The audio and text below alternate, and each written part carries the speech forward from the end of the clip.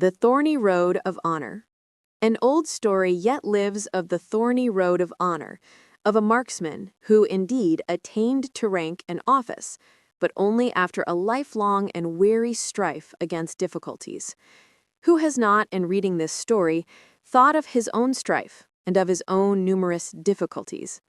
The story is very closely akin to reality, but still it has its harmonious explanation here on earth, while reality often points beyond the confines of life to the regions of eternity.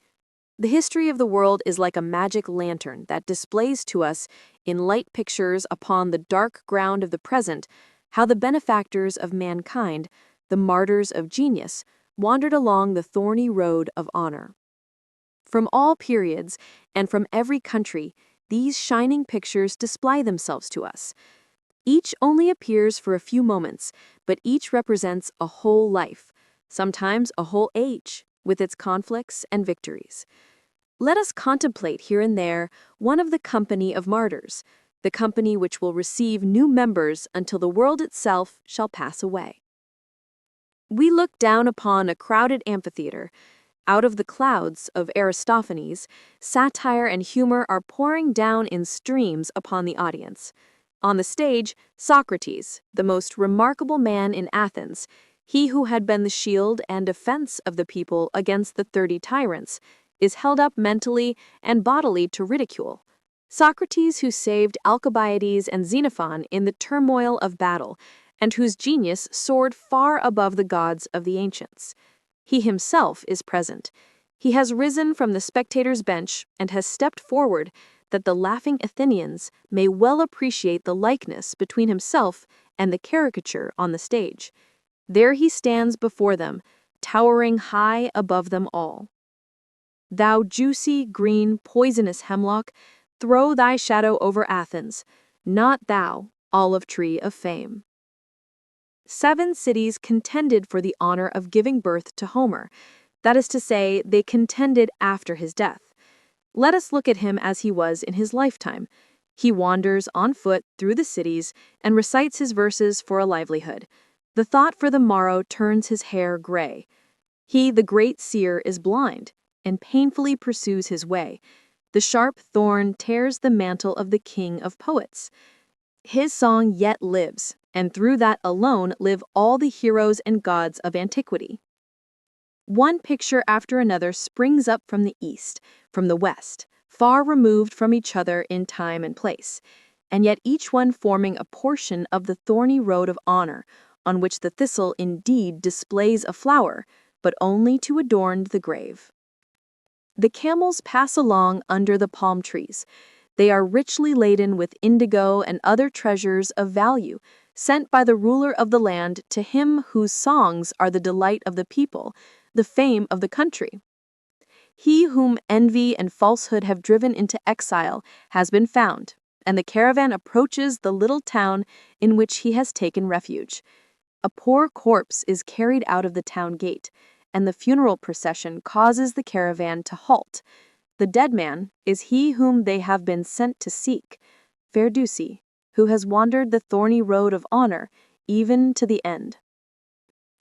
The African, with blunt features, thick lips, and woolly hair, sits on the marble steps of the palace in the capital of Portugal and begs. He is the submissive slave of Camones, and but for him and for the copper coins thrown to him by the passers-by, his master, the poet of the Lusiad, would die of hunger. Now a costly monument marks the grave of Camones. There is a new picture. Behind the iron grating, a man appears pale as death, with long, unkempt beard. "I have made a discovery," he says, "the greatest that has been made for centuries, and they have kept me locked up here for more than 20 years. Who is the man? A madman, replies the keeper of the madhouse. What whimsical ideas these lunatics have! He imagines that one can propel things by means of steam. It is Solomon Descartes, the discoverer of the power of steam, whose theory, expressed in dark words, is not understood by Richelieu, and he dies in the madhouse. Here stands Columbus, whom the street boys used to follow and jeer because he wanted to discover a new world. And he has discovered it. Shouts of joy greet him from the breasts of all, and the clash of bells sounds to celebrate his triumphant return, but the clash of bells of envy soon drowns the others. The discoverer of a world, he who lifted the American gold land from the sea and gave it to his king, is rewarded with iron chains.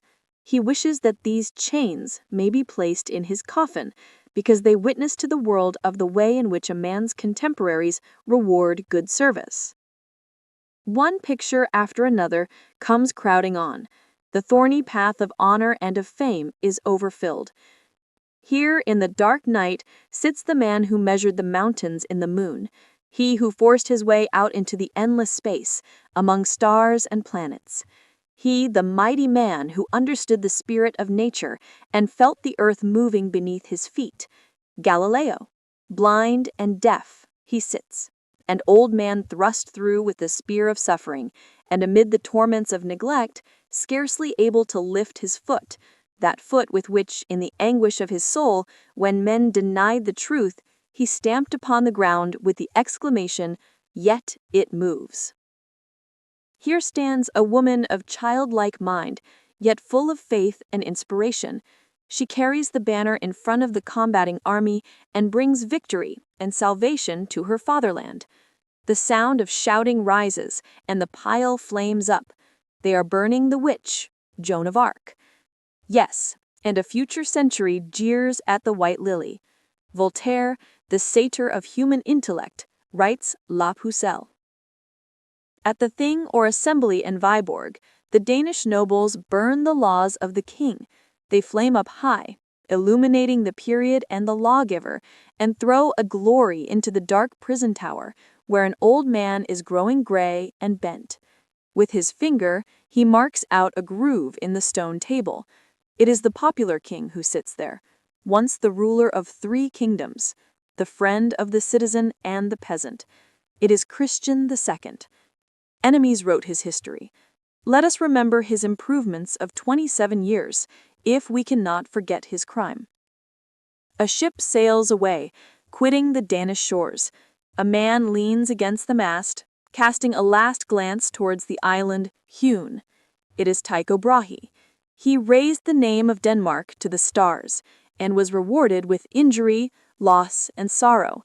He's going to a strange country. The vault of the heaven is above me everywhere, he says, and what do I want more? And away sails the famous Dane, the astronomer, to live honored and free in a strange land. I, free if only from the unbearable sufferings of the body, comes in a sigh through time and strikes upon our ear. What a picture! Griffenfeld, a Danish Prometheus, bound to the rocky island of Munkholm. We are in America, on the margin of one of the largest rivers. An innumerable crowd has gathered because it is said that a ship is to sail against wind and weather, bidding defiance to the elements. The man who thinks he can solve the problem is named Robert Fulton. The ship begins its passage, but suddenly it stops. The crowd begins to laugh and whistle and hiss. The very father of the man whistles with them. Conceit, foolery, is the cry. It has happened just as he deserved. Put the crack brain under lock and key. Then suddenly a little nail breaks, which had stopped the machine for a few moments. And now the wheels turn again, the floats break the force of the waters, and the ship continues its course. And the beam of the steam engine shortens the distance between far lands from hours into minutes.